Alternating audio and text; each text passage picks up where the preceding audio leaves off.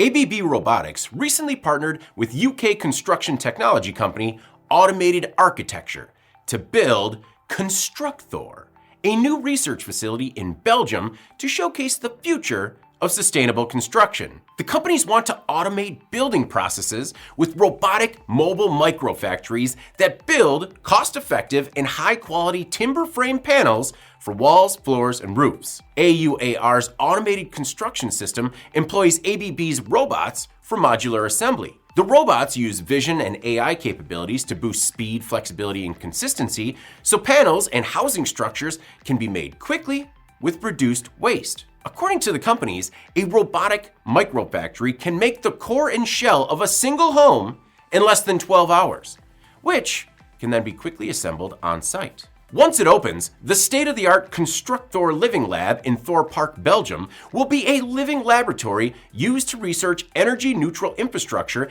and climate-neutral building materials. The project aims to create a climate-neutral, large-scale testing infrastructure that pulls in various research from KU Leuven University and other industry partners to make the construction industry more sustainable. Craig McDonald from ABB Robotics says the global construction industry is responsible for 40% of global CO2 emissions. He says robotic automation can reduce waste and address environmental and workforce challenges currently facing the construction industry. The companies think robots could one day be deployed to a global network of local microfactories, allowing housing to be manufactured close to its final locations with minimal on-site construction required. AUAR already has these microfactories in the UK, Belgium, and the United States.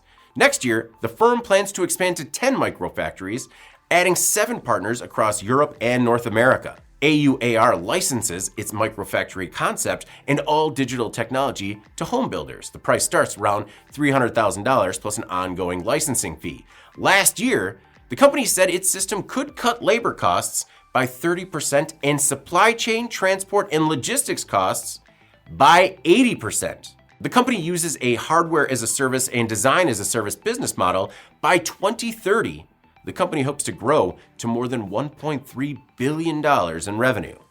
I'm David Manti. This is Manufacturing Now.